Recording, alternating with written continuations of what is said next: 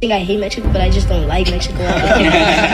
Bien delicado y pues casi nomás como chicken. What's up? Welcome back to another video of me just talking and reacting to some bullshit. The Kickback crew's here. Say what's up.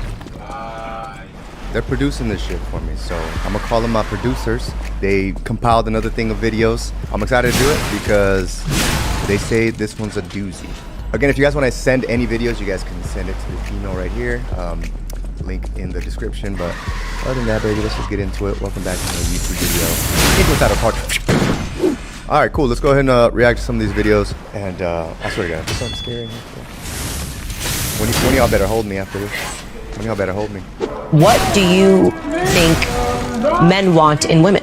I think that the masculine realm that we operate in is based on respect. A woman who makes her man feel respected, not only from her, but from his peers, is the kind of woman a man's never going to want to lose. If I had a woman and I came home with all 5 of my friends and she came in the house and said, came in the room, who's hungry? Anyone want any food? It's not about food. I'm the G now. I'm the big boss. My woman wants to feed all of us. Of the guys there, most of their chicks would never do that. That's respect. That's status for me. That elevates my status. Men are actually very simple to please. Make him feel important and make him look important. That's it. Very simple. Damn, solid video. You know, I know Tate's very controversial, especially for some of the things he says, but like he really does speak up for a lot of like male figures out there, especially because a lot of us don't have like, say, our dads in our lives, and we're just kind of trying to search and find ourselves. And you know, Tate comes out and he says some kind of wacky shit sometimes, but sometimes he be on point, and that was very solid advice.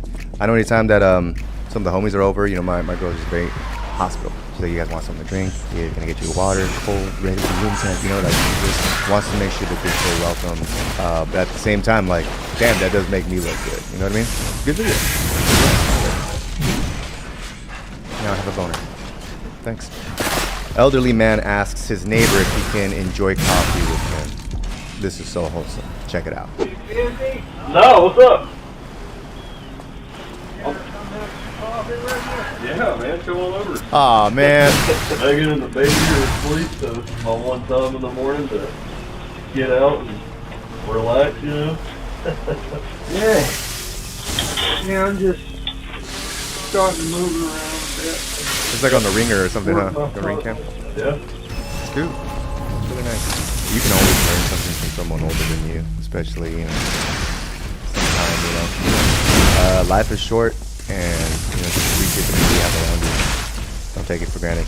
Has there been any person ever give you advice? For me, it'd be like teachers. Yeah, I feel like there's been some teachers that I've met, you know, like some older teachers, and they've always just, they don't realize how sometimes them sharing a story or two has impacted my life. You know, not too long ago, like the reason why I started acting was one of my teachers from Harlem. He kind of just believed in me, and that was it. That was enough for me to be like, damn, okay, then this is something I could do because someone believes in me. And I don't want to let him down, but most importantly, myself. Damn, y'all got me in the feels now, bro.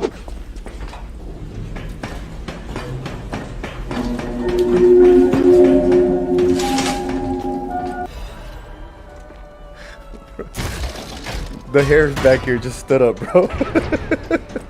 It looked like an adult baby. I thought maybe something was gonna grab his ass. Would have been really funny. I would have grabbed his ass. It's a good ass. Did you ever get to meet Michael Jackson? Nah, I didn't, man. I wish I did, though. You know, I was, what, fucking 10 when he died? Damn. That would have been the time to meet him. Yeah, man. Damn, that did go over his head. When jokes go over your head. That's a solid joke. That was really good. I like, it's Theo, right? Yeah, Theo Vaughn. He's the man. Fuck you guys. This is scary. It's scary. Dumb. It's scary. Dumbass. I mean, it's their fault for having a dumbass driver like that too. And probably like a little 15-year-old behind the wheel with their, you know, permit. I like the music. I like the irony. Talking shit about exes, I think, is a big red flag. I tell you what's a bigger red flag than that, still being friends with your ex. I can't tell you how many girls I've dated that the entire relationship, they go, I can't block him, like we're still friends. And I'm like, look, you can read our text message. I go, this motherfucker is still flirting. I can't block him. Like it would create like a weird energy. We're in the same friend groups and stuff. The moment we break up, I'm blocked. So it was that easy the whole time. I didn't pay attention to anything. That fool was too fine. I just got lost in that fool's eyes. Matt Rife, right? He does like a stand-up. He was on Walden Out. Really funny dude. Good point. I think he's got a really good point. I do think that in relationships, sometimes if they end bad, like then, you know, sometimes you can just let that go. For sure, you know. Other people tend to have want to have closure. They tend to want to you know, hey, you know, I'm sorry for all the things and blah blah, and they just kind of close the door. Yeah. As far as me with my exes, you know, I've been on the internet for a minute. You know, I've taken you guys on some journeys of different relationships that I've been on. I feel like I've kept it very cordial with all of them. It sounds crazy now to say she's like a good friend. Because of the networking, but like Gabby that I've used in my videos, you know, she was in a recent Mexican mom meets my Latina girlfriend. You know, I think because we're all in the same kind of business, shooting and content stuff like that, so we just kept it really cool. And I have a whole entire YouTube video about that, about me filming with my ex and my reaction to it. So make sure you check out the link below for that. But yeah, I mean, I totally get what he's talking about. You know, especially if it's for your future partner. Like if my girl wasn't okay with it, she's like, yeah, I don't feel comfortable. Then I'd be like, you know what? I get it. And I'm gonna respect it. How many of you guys are same friends with your ex? Comment down below.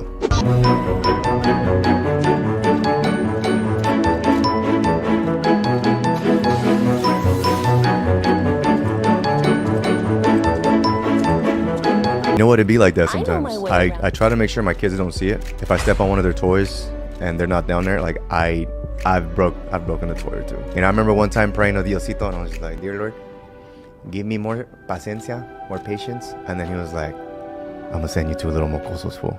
Good luck. And I'll be honest, it's kind of worked, you know, because it makes me check myself versus when it was just me by myself at home. I was breaking shit all the time, bro. I was just punching shit. I was, you know, patching shit.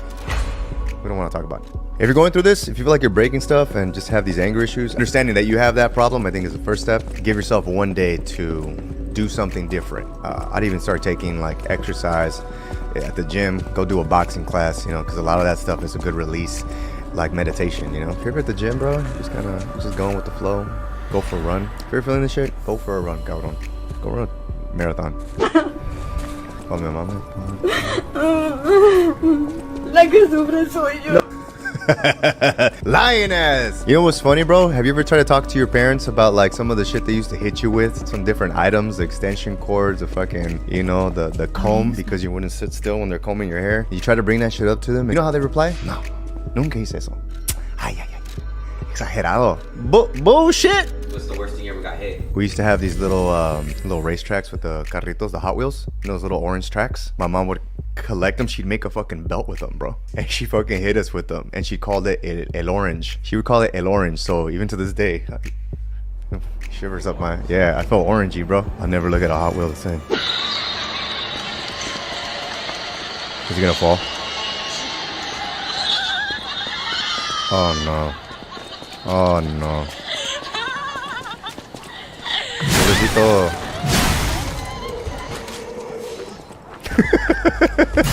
Yeah, his knees gave out. This is why you don't skip leg day. Feeding your cat.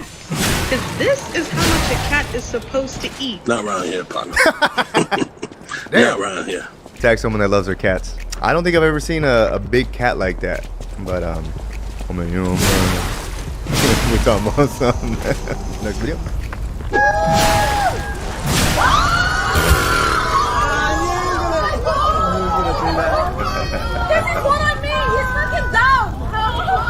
He's freaking dumb. Oh no! He's so dumb.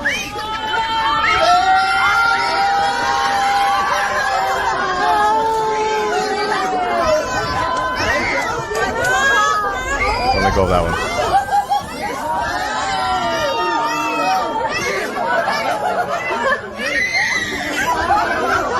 Damn, now she feels dumb, right? Overreacting like that. Like, that's why he's dumb, all angry. Yeah, you can tell that she's a little shit talker anytime he's not around. And apparently when he's around fucking family. But you know what? He looks like a very passive guy too. I've seen this in relationships where they don't seem like they care too much about the girls kind of like using them as a punching bag sometimes. They kind of just go with the flow. So, I mean, if it works for him, it works. But it doesn't look good whenever other people are around, you know? Up next, turn your attention directly to the head table. It is time for the point man who gives the marks. Everybody, welcome Scott. All right, so we're getting into some speeches. Well, I'm people here, so don't worry about that. anyways, let's give you a quick story. My dad was Jason and Wendy have always been there for him. Well, let's talk about the first time we went on vacation. He had a very bad back, and the guy couldn't do anything by himself. Then we got... I have sisters, never cared for either of them, but Whitney I thought might be the one, and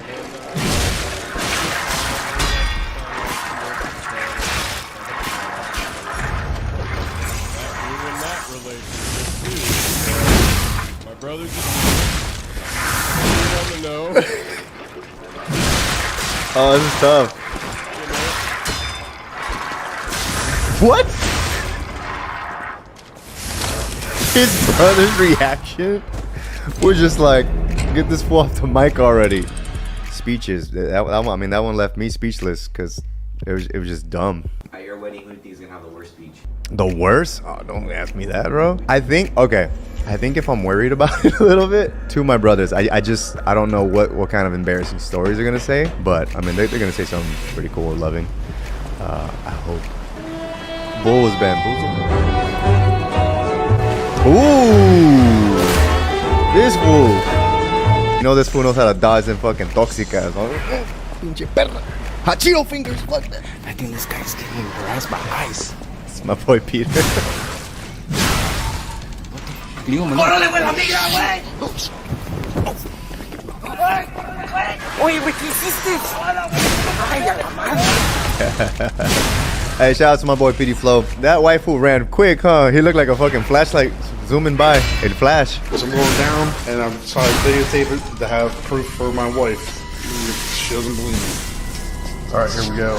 Hello. I know I hear you down here. I know I heard you.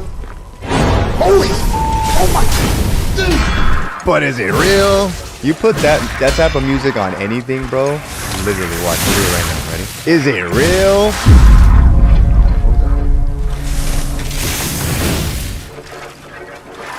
You guys are fucking with that.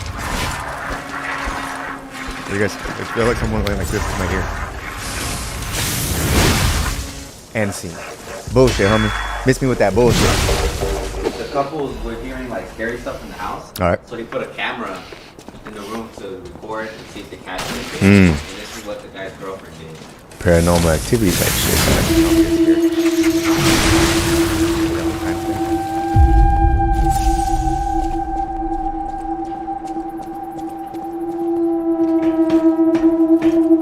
I zoomed in on it? No. No way, es un pinche filter, cabrón. It's un filter like, babe, you're like, we're just gonna record you, gonna turn off the lights, gonna hit this little night mode on the camera. Yeah, just get up. You know what I mean? I'm sorry, bro. I'm fucking it all up for you guys, huh? All those sustosos out there like, ooh. If it's real, super creepy, bro. Especially if they're just like, yeah, we hear shit in the middle of the night. And it's like, bitch, it's you.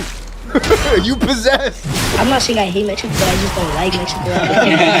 ¿Cómo los trata la Ciudad de México? Pues sí me gusta como...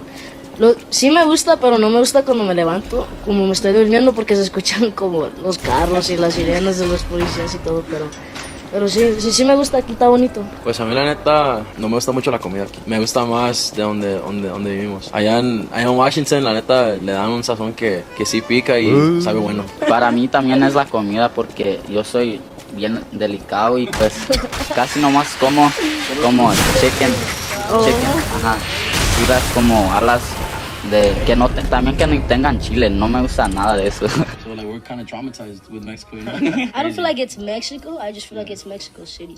Oh my God. What you mean? What you mean, bitch? Oh, those three fools. Listen, I don't know who runs their like who's doing the PR for these kids. Like, they need to put them on check, you know? Yeah, they need a good PR person that's just kind of like in the back. It's like you're going into someone else's home and you're telling them like, nah, I didn't really care for your food. I like my mom, you know. I like the cooking that I make back at home. Nah, but look, they're young kids. Hopefully they get to learn something. I don't want to drag them through the mud. I think her voice is great, by the way, whenever she sings. I'm not gonna lie, I'm just sitting there at the gym just I can still respect them for what it is. I mean, for the music, but like as far as them as people right now, I'm struggling with it, you know? And I get it. But also, they're kids, so remember that. Hola mi gente, ¿cómo estamos? Les queremos enviar un grande saludo de parte de Yaritza y su esencia. Desafortunadamente Mando no pudo estar aquí con nosotros, pero es parte de este mensaje que les queremos dejar. Y pues para empezar, primero que nada, queremos que sepan que lo que nos motiva todos los días para escribir canciones, música, de mexicana, somos orgullosamente mexicanos y apreciamos muchísimo el cariño del público y en eso agradecemos que nos hacen saber cuando algo no está bien o cuando algo no les gusta porque así podemos mejorar. Y de verdad también los queremos mucho y agradecemos todos los apoyos. Muchas gracias. Y de nuevo, raza, mil disculpas de parte de Yaritza su esencia. Un fuerte abrazo. It's good. I mean, she basically kind of came out and talked about, like, you know, she's proud that she's got the Mexican blood in her veins, you know, her and her family, and basically what they were saying was out of pocket. I mean, it's a good apology video, you know. I'm sure that in the comment section people were still like talking shit, you know. It's very tough. I feel like sometimes when you attack a big group of people, you know, especially one that's showing you love, you know. But again, they're kids, they're young, and I don't really care for them. Like, I accept the apology. I don't feel too offended after that. To be honest, I saw this apology video first. I didn't see all of it until I did right now, but I saw this first and I was like, what happened? And then, you know, you go and you start looking for everything and, you know, you can see it in their face. I'll be honest, when I was a young little mocoso, I probably said a few things too, you know, when I was young. And you get older and you just start realizing like, nah, man, this is my roots. I need to be very proud of like what we have and who we are. So sometimes that happens, you know. Unfortunately for them, they're young and they got caught on camera, you know, saying this shit. But like, I definitely give Yaritza and su esencia a second chance, you know. What a great amount of stuff that we enjoyed and embarked in this journey together, guys. Thank you. I'm okay. I'm alright. Go for a run. Go for a run. Fun. Thank you guys for stopping by and sharing a laugh with me, getting confused and scared. Feel free to send me any videos that you want me to react to, and we'll see you in the next one. What was that? Who knocked? You guys fucking with me? Go check.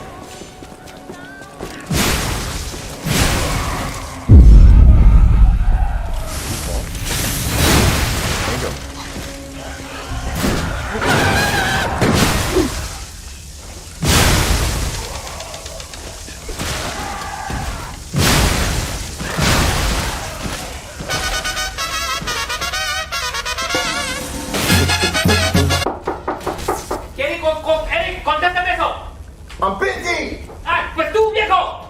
¡Estoy cagando! ¿Ah? ¡Me iba a rasurar! ¡Chingado! ¡Güey! ¡Espérame!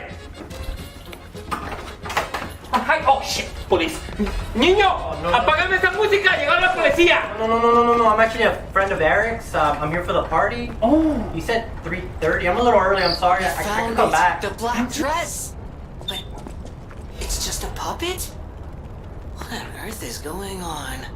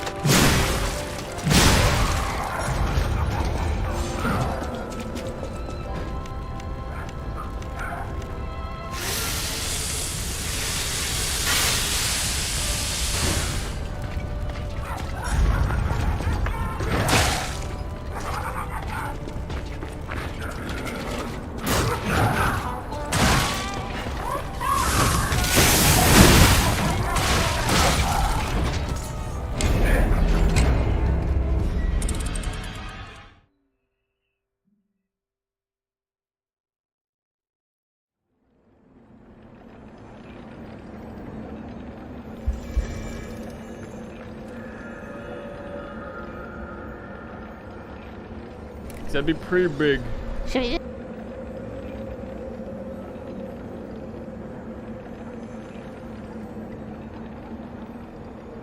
Dating in D&D. Where to start? Well, humans are social creatures, and shipping imaginary characters with each other has been a thing since the first she's a puppet. But she was real to me. Others laughed at me, but I knew the truth. Maybe I'm crazy, though.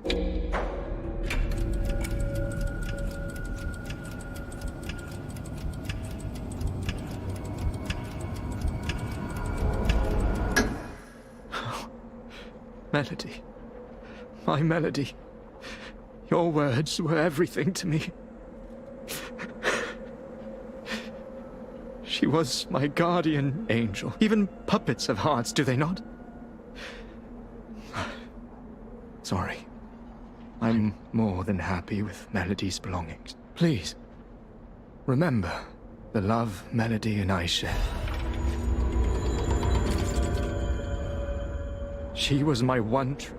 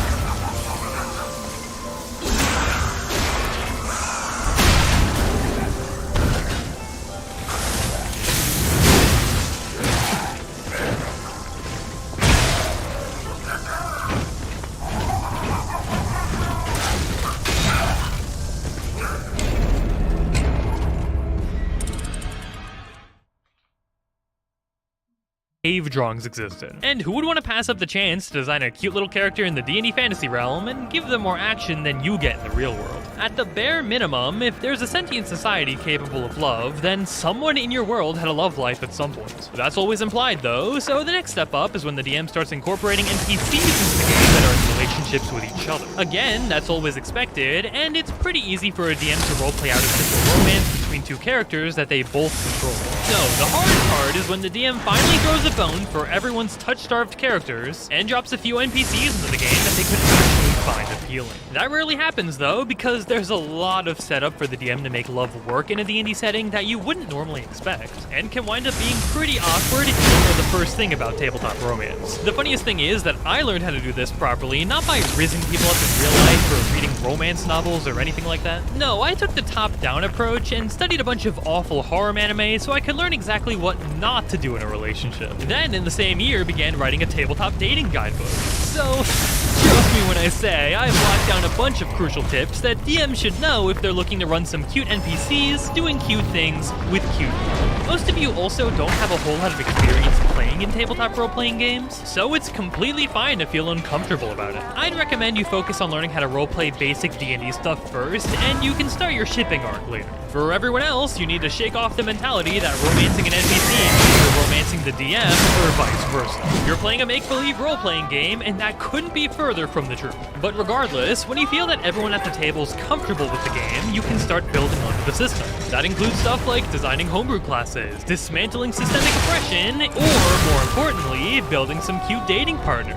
As the DM, you have the power to look at everyone's character sheets and browse their traits and backstories. If players put any level of thought into their characters besides their class and race, there should be more than enough detail to guess what kind of partners they'd be interested in. And at that point, you can get right to shoveling character design into your metaphorical Build-A-Bear of a dateable NPC. Knowing the preferences of your actual players can also be useful, because a lot of people attach their own attractions onto their characters, whether they intend to or not. It took me a while to realize how often people made D&D characters that were just idealized versions of themselves, and even caught myself doing it a few times, attractions and all. Let's just say if I was playing a wizard and my DM dropped a cute lich girl wearing glasses, you'd immediately have my character's attention, even if I didn't already have a type in mind for them. Also, as the DM, you'll be dropping NPCs into the story constantly anyways, so it's no big deal.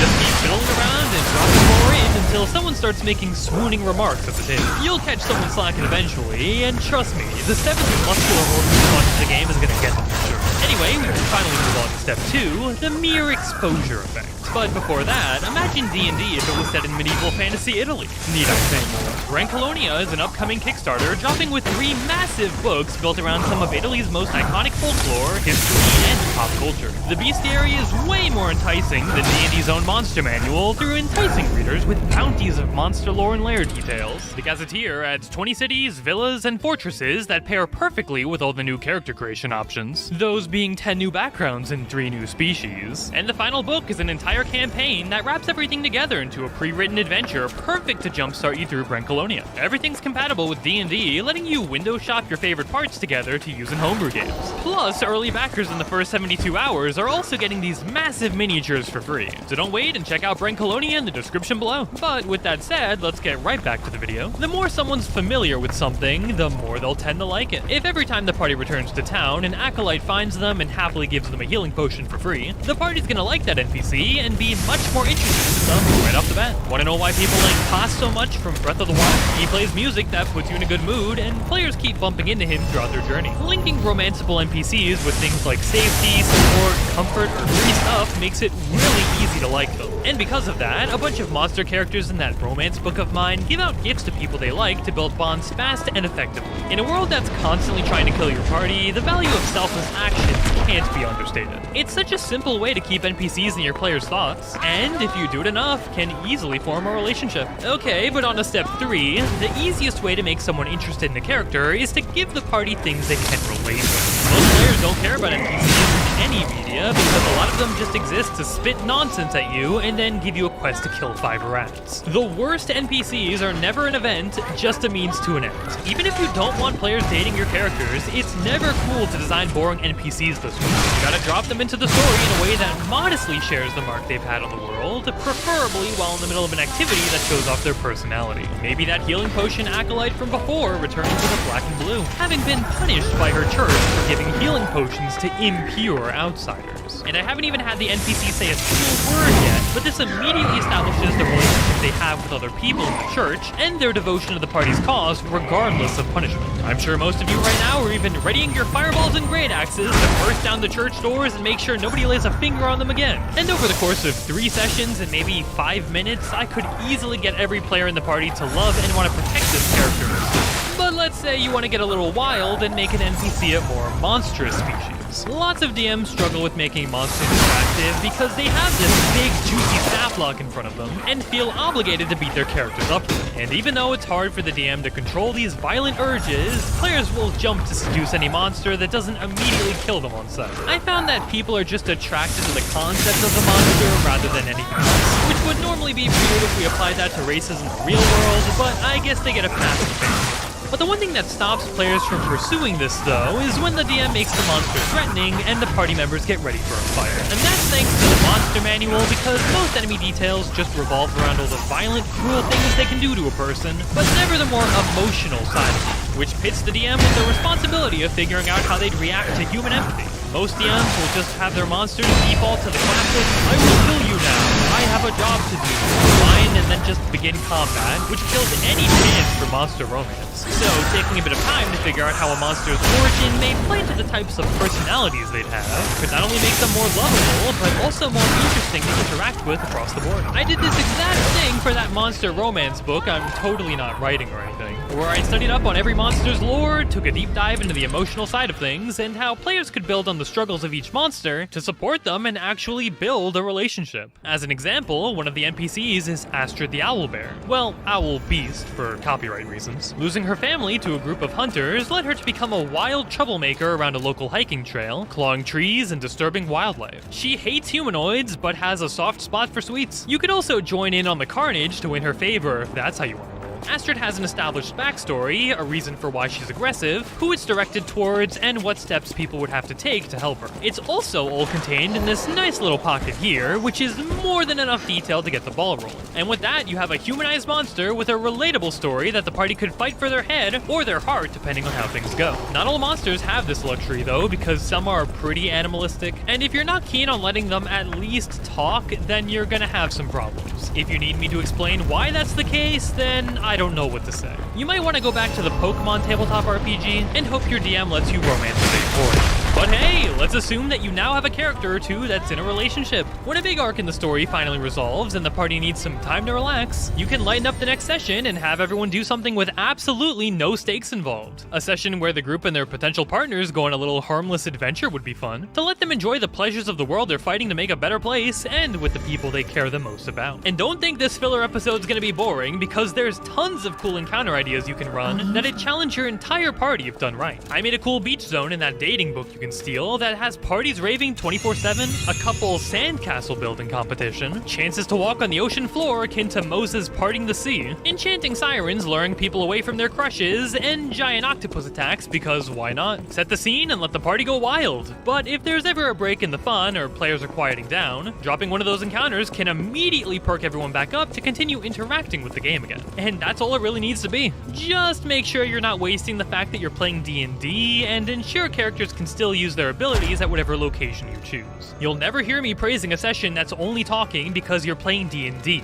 a system designed for tactics and turn-based combat. If you don't organically blend your social encounters into that, players will just associate hanging with their dates to playing a lamer version of D&D, and nobody wants that. I've played in D&D games that were just talking simulators before, and you're better off playing any other system for that experience. And no, I'm not saying to stop playing D&D, but to build on the system rather than gutting it entirely. If my date starts drowning in the ocean, I want to roll athletics to swim out and grab them. If a giant crab is causing a scene on the beach, I want to cast animal friendship. That's what I mean. Even if it's a fun little side story, it should still have the same mechanical focus as if you were 10 floors deep in a mega dungeon. And with that, you should have a few NPCs that have gone through the dating machine and come out as beloved characters in the story. The party cares about their well-being, they may be dating a player character, and they've had a session purely for having fun. So, for all my dungeon masters, seeing this NPC, what do you think the next thing we should do is? I'll give you a few seconds because it should be incredibly obvious. Really, I'd feel bad if you got this wrong.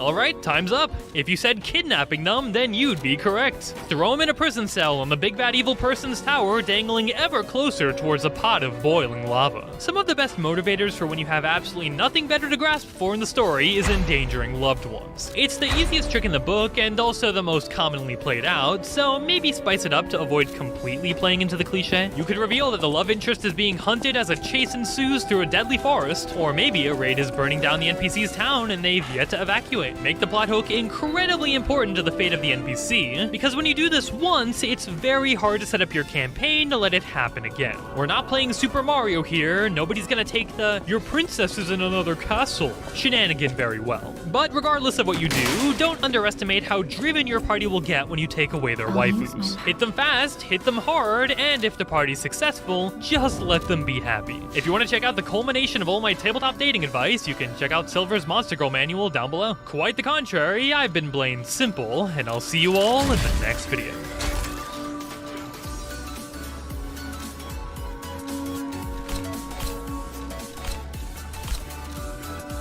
I'll use my power.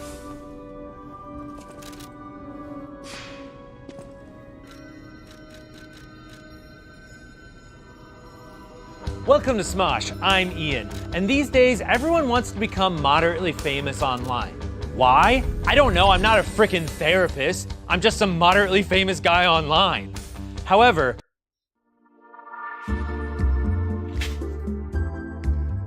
hi, welcome to Smosh Mouth.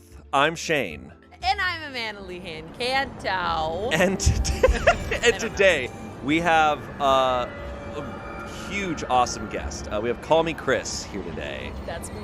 Thank you for being here. Thank you for having me. You're our first non-Smosh guest, oh, right? Really? You're Yeah. our outsider. Oh, I feel like so important. You are Yes, you're so important. You're so important. We're Yeah. so happy to have you here. No, we're stoked to have you here. Oh, well, we changed a little We're bit. changing now. We're going to go through all the Beatles eras. Or change. Yeah. Yeah. Essex babes, yeah. Essex. Yeah. No, I do. Thank you for having me. That's just, I feel, yeah. That's Of really course. Cool. I was just like hiding in here that I just made them do it. Yeah. We did Guys, walk. oh my God. We did walk She into the slept here studio last today. We turned on the lights and she was here. We were very scared. That's what she yelled.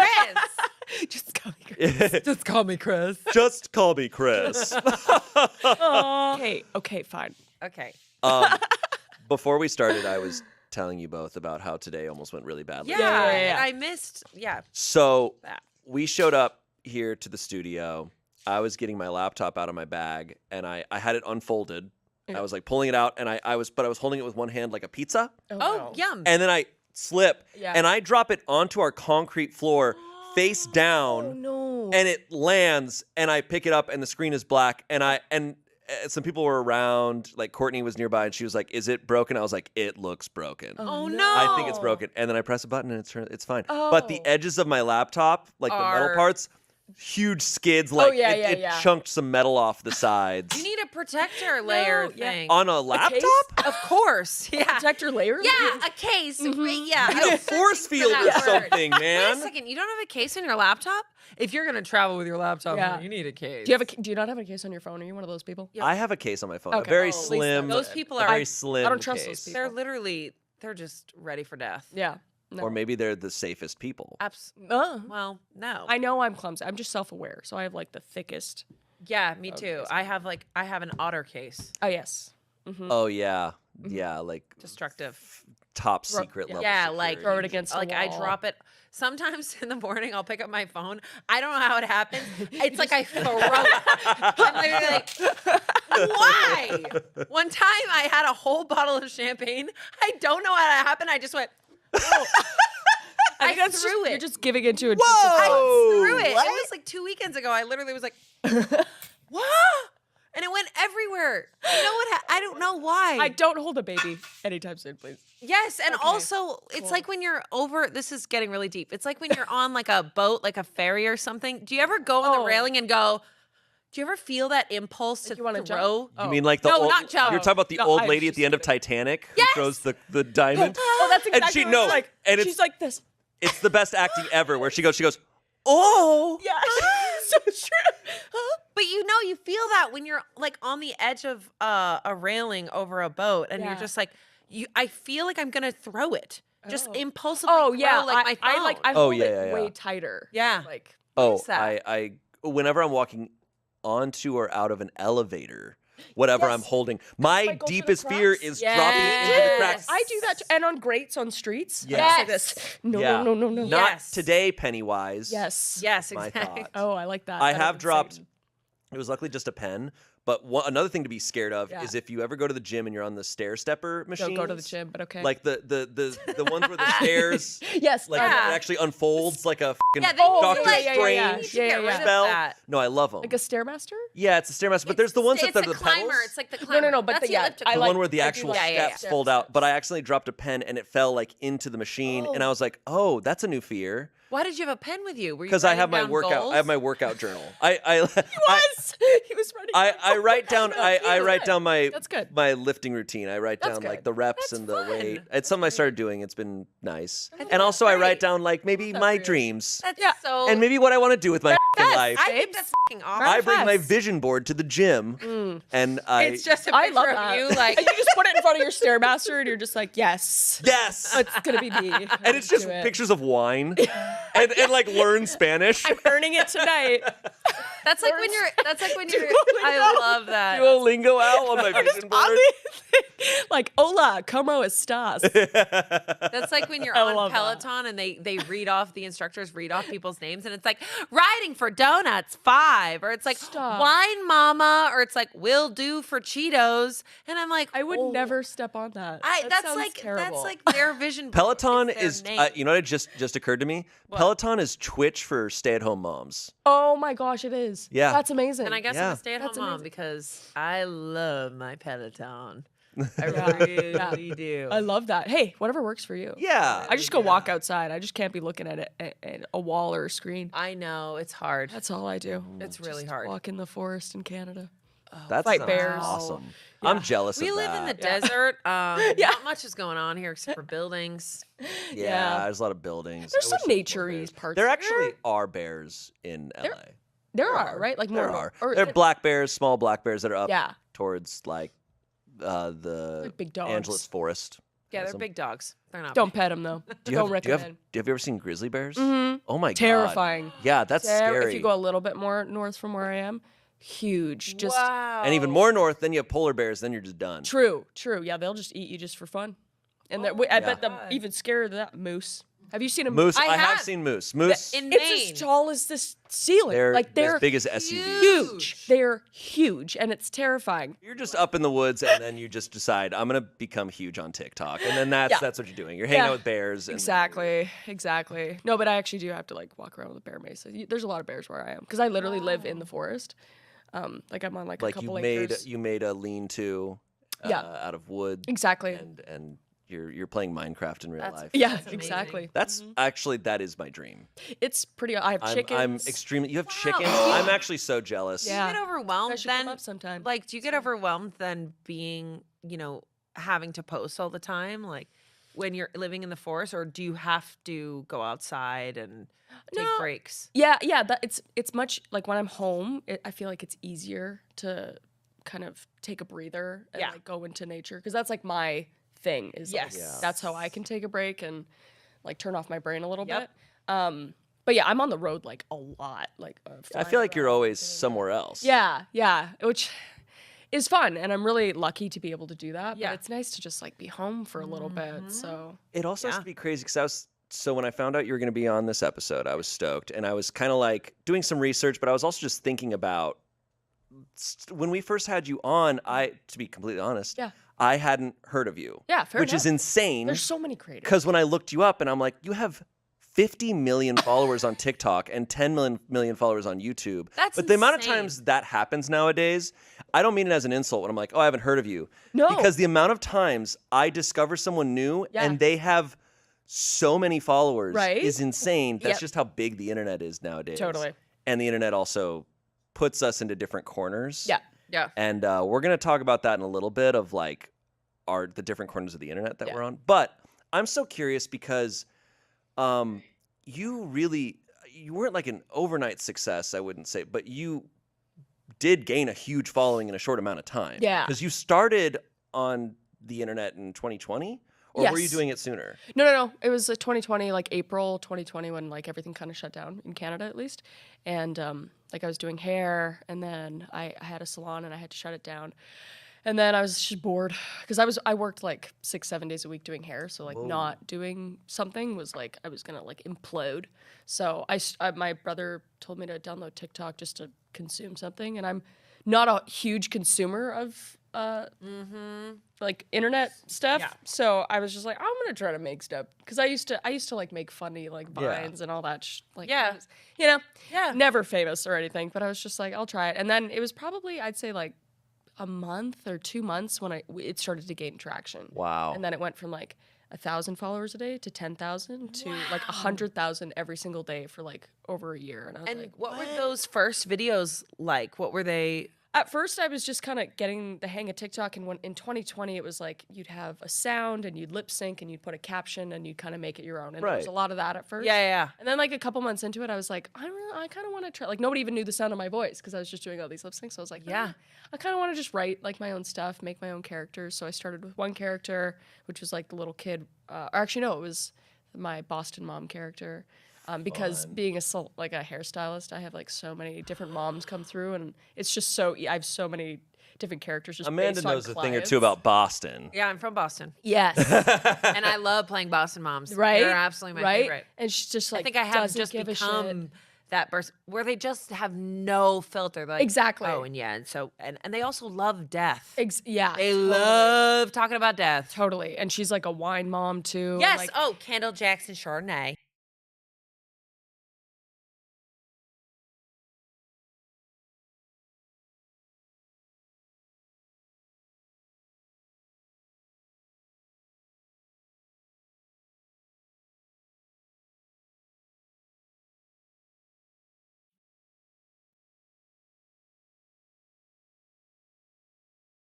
There are 24 land destruction spells on Magic Arena, and today we're playing all of them.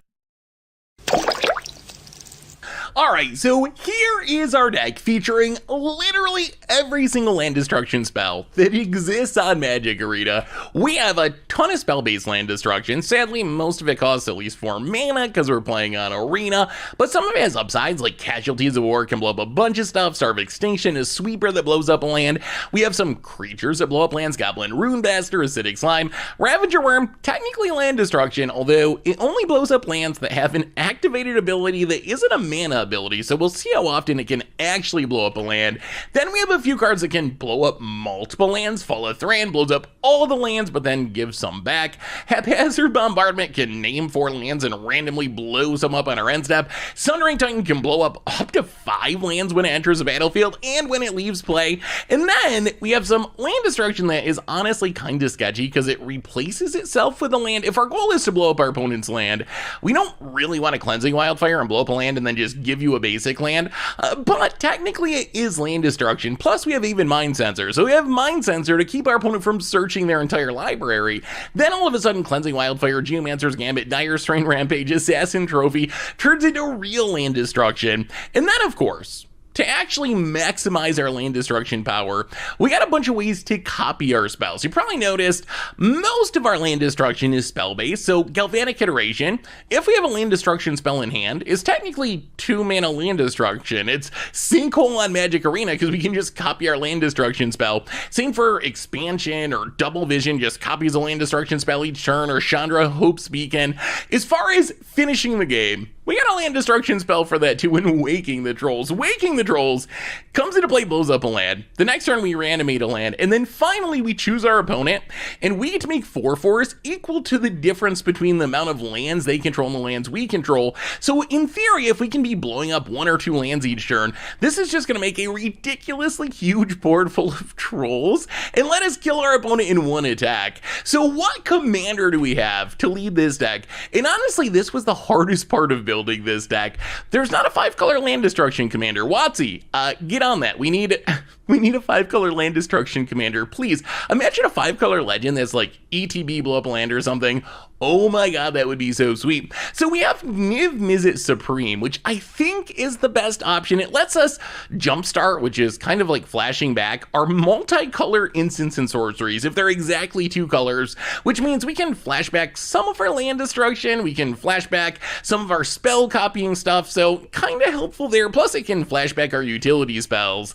And that is all the land destruction on Magic Arena. That's our deck. Let's jump into some games and see what happens if you play every single land destruction spell that exists on Magic Arena. Can we actually win with this deck? Are we just gonna literally do some trolling?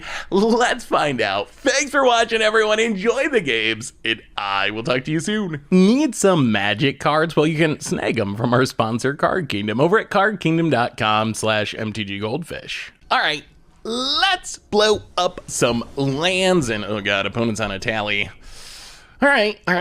This should be interesting. This doesn't look super sketchy, but I think we can actually keep it because of Lauren revealed. We can like tap land, island cycle, and that gets us to our ramp, so that should be fine. Let's see. And plus, our opponent, like, they're playing a tally. Their deck shouldn't be that fast. The fastest thing, Oliphant, eh? Opponent also on the land cycling plane, Oliphant. All right, grabs a Stomping Grounds. Well, let's do some cycling, and I think, so we need red, green, and we gotta get an island, so, yeah, Katir Triumph. I mean, this... Manteca